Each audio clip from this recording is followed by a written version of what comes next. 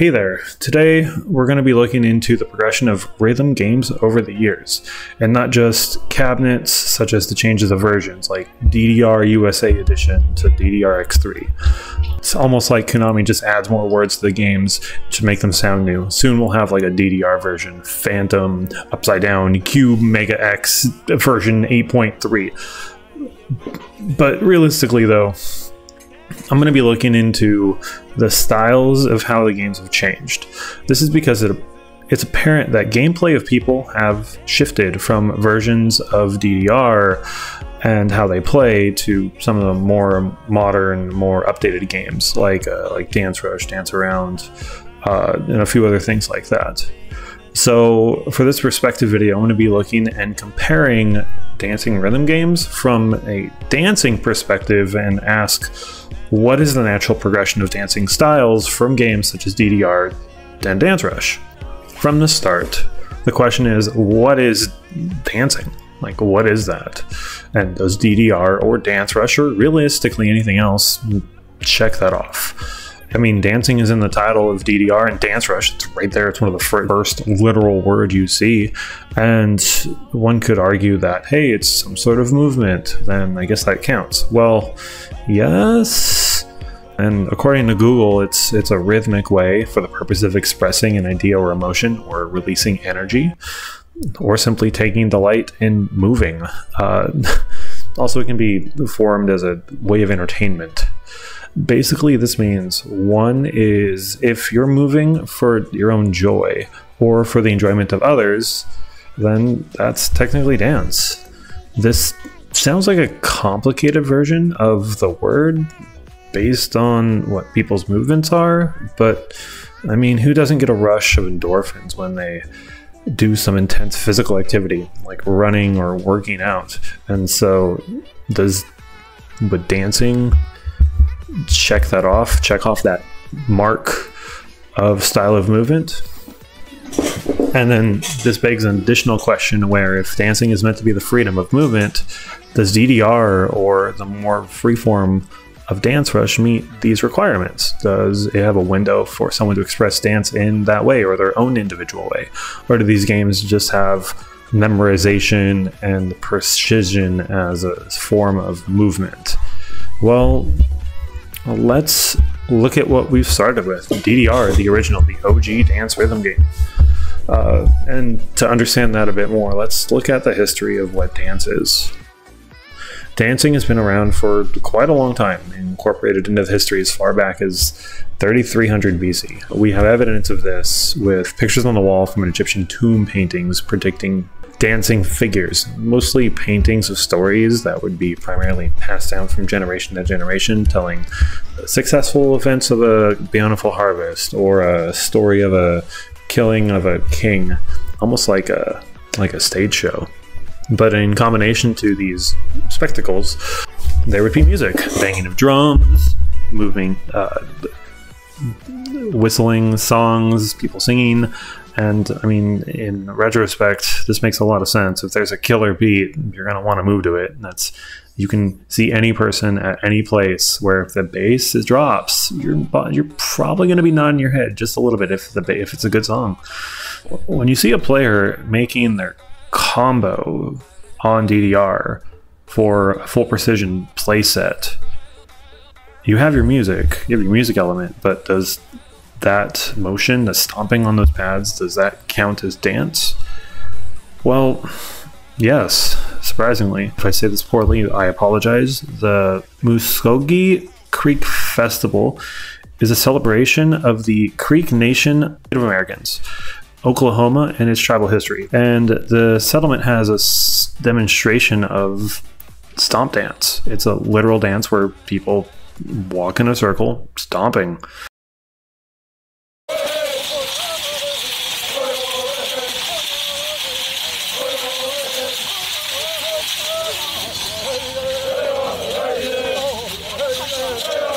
But it's done to the traditional and social and religious dances of that tribe.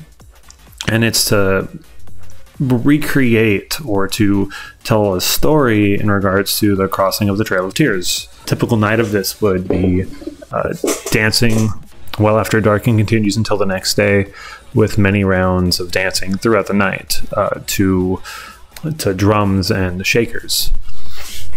So we answered our question, kinda. You compare this to something like Dance Dance Revolution, it's like comparing a Miata to a bicycle. They're both very different. At the premise of the classical stomp dance ritual, what is more commonly focused for DDR is to go fast, because the song is fast versus the ritual is mild, mellow, formulaic. So, but from a technical standpoint, DDR does count as a style of dance if we go on the historical definition of what dancing is and based on historical references of dancing as a whole. But if we look at the latter, we don't just need to stop at this point.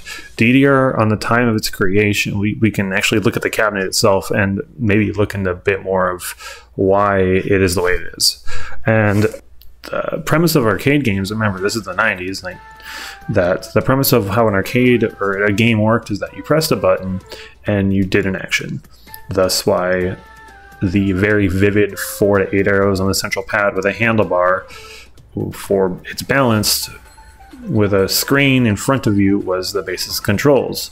It's very 90s because that's how it was. Most games had a function of you press a button and you formulate some action with that game. Some games added more buttons, such as pump it up with a middle arrow, or allowing players to slightly improvement of movement with a extra button, but you still were restrained by the button's availability.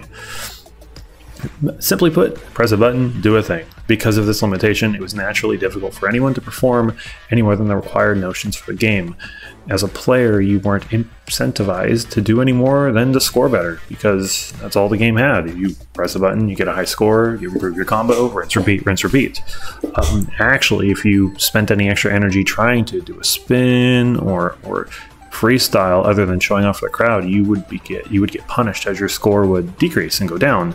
You would potentially even fail the song and waste your money. So what's the point? Like, a single spin could throw off your whole plan for securing a full combo on a medium to difficult song. And surprisingly, most rhythm games especially, follow this rule, where precision matters. As technology improved, so did our ability to record movement.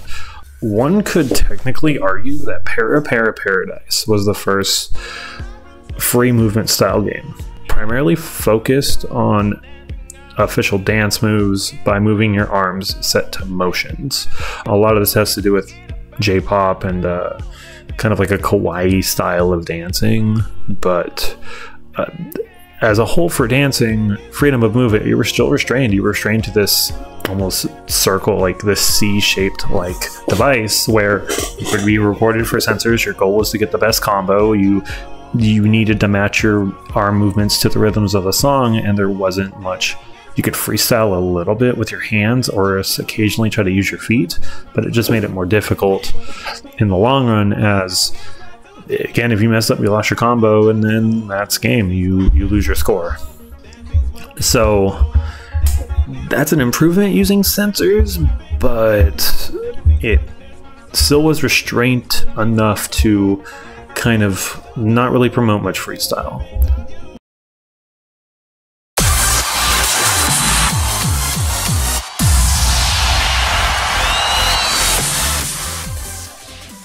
Welcome to Dancerush! In March 23rd, 2018, that started to change, and Dancerush was born. It's similar to the Benami series games like DDR. It's like its older brother.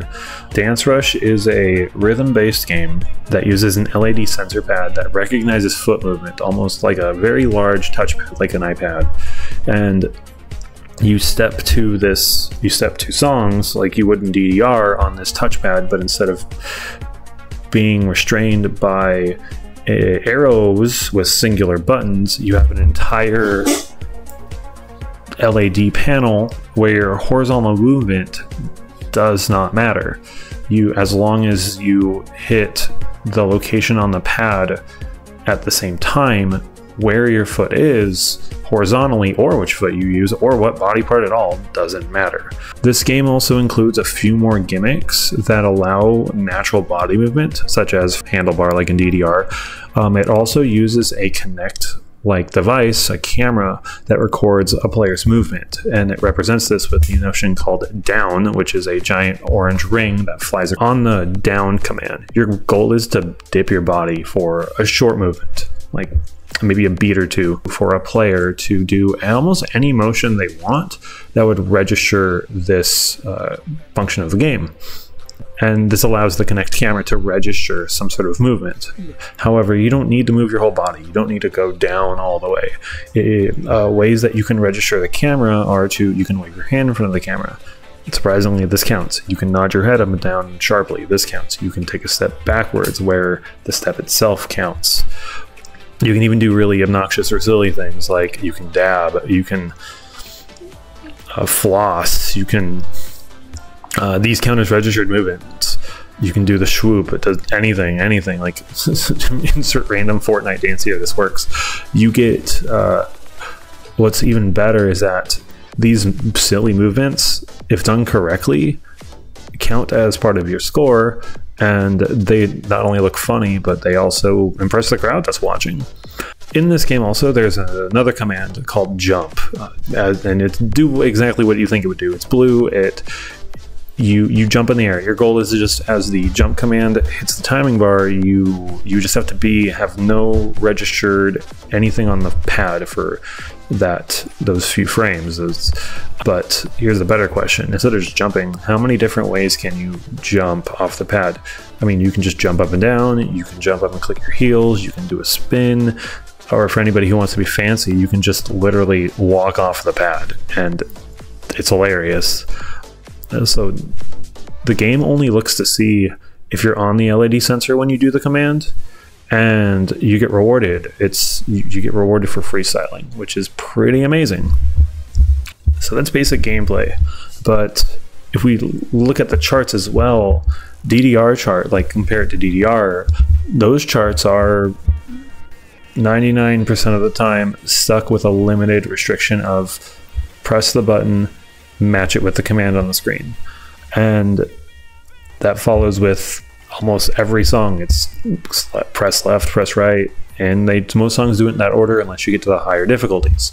A couple years later, DDR did implement a new type of arrow, which is called shock arrows, which is very similar to the jump command in Dancerush, where your goal is to be off all of the arrows.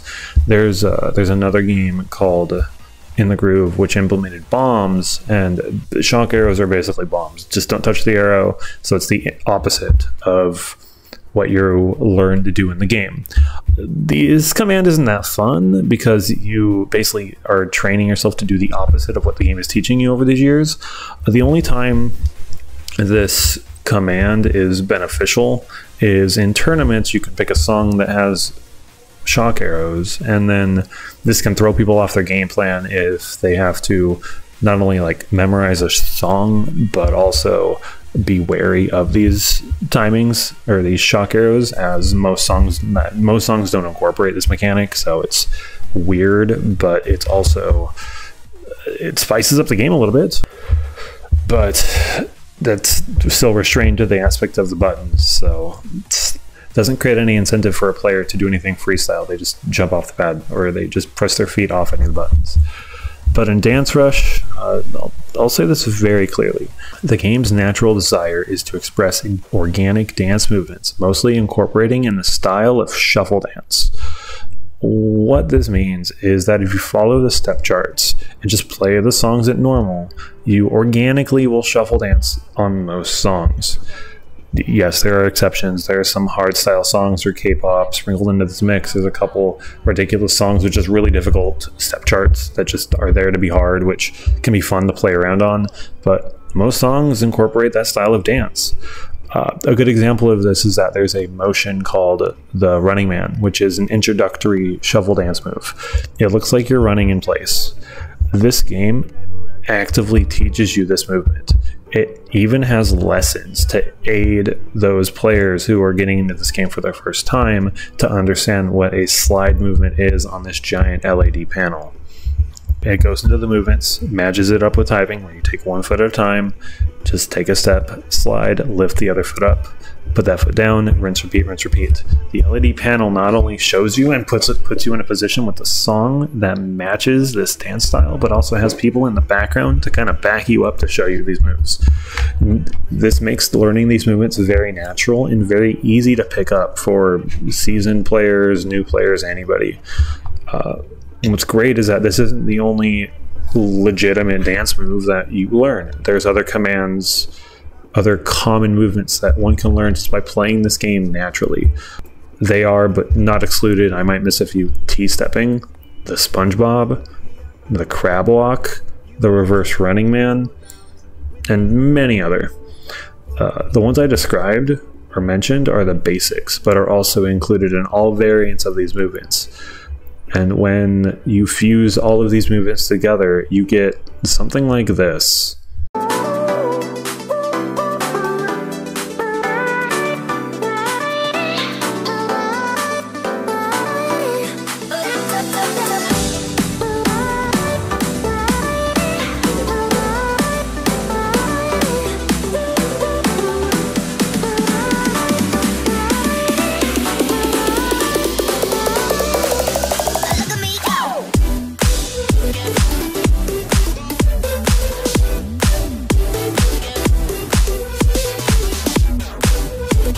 Score attack and do very well in this game with scores and perform the full combos and be perfects, you still have to perform some of these slides. You still have to perform some of the basics for shuffle movement. You can't just stand in one spot and press the same left-right motions over and over. You will fail at full comboing because if you don't, you'll miss out on a sliding command, or if you don't really care about the combos and just want to move around with some light prompts to some awesome fun EDM music, this game allows that.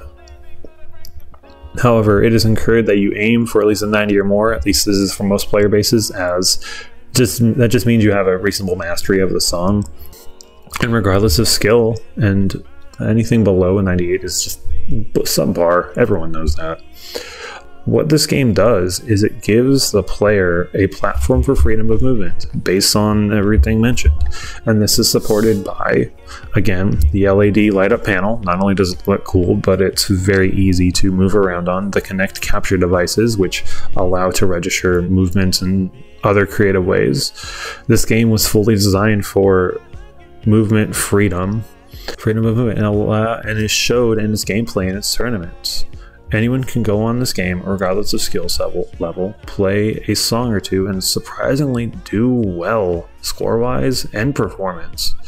So, to sum everything up, let's dive back to the original question. Are rhythm games dancing? And based on this information, yes. Both DDR, as much as I don't want to admit it, and Dancerush, the two primary rhythm games that are out there, are forms of dancing that incorporate styles and, down to its core, are dancing. DDR is a little more archaic with the arrows and its limited button capabilities, but that has to do with the time of when it was made and its natural limitations. Well, now we have games like Dancerush, Dance Around, Connect games that incorporate free flow and freedom of movement. And both of these games styles are what makes dancing what it is. It's freedom of movement in a rhythmic way, hands down.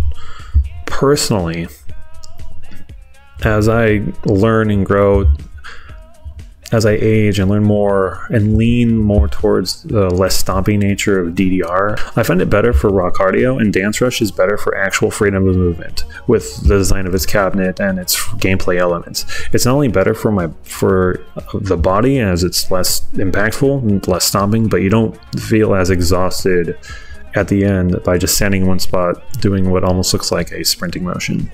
So overall, what's your thoughts on this? Do you think I've made a good argument, or do you have input? Do you have input on this that you think I'm wrong? Please let me know in the comments below, and I'd love to have a discussion about this.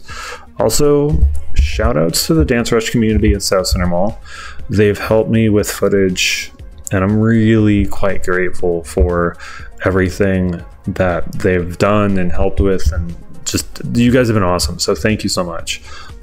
I'm going to put a link down in below to our Discord channel if you want to join, and this is part of the Northwest crew in Washington, and I hope to see you at the arcade. Have a good day. Bye.